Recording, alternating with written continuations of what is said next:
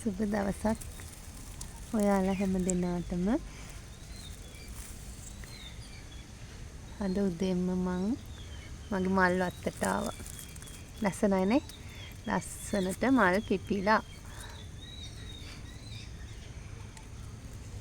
දැක්කම ඉතින් මෙතනින් යන්න හිතෙන්නේ නැහැ. ඔයාලටත් ඉතින් මේ ලස්සන බලන්න මම අරගෙන ආවා.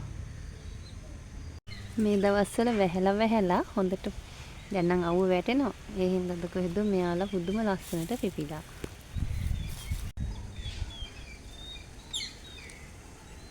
ඉතින් බලන්නකෝ.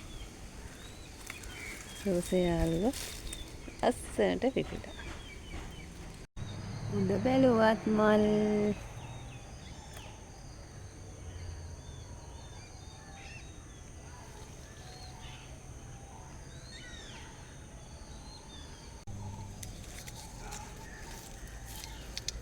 මේ ගහ පිරෙන්නමත්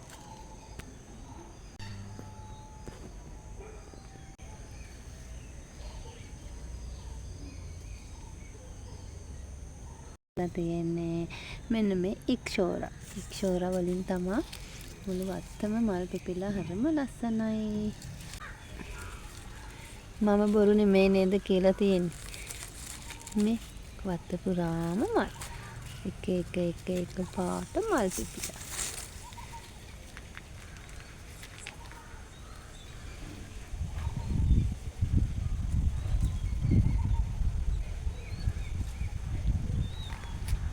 වත්තේ ලස්සනටම පිපිලා තියෙන මල් ගහ තමයි මේක.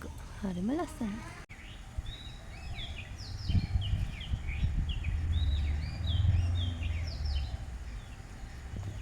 අද මම අරගෙන ආවේ ලස්සන කියුටිම කියුටි වීඩියෝ එකක්.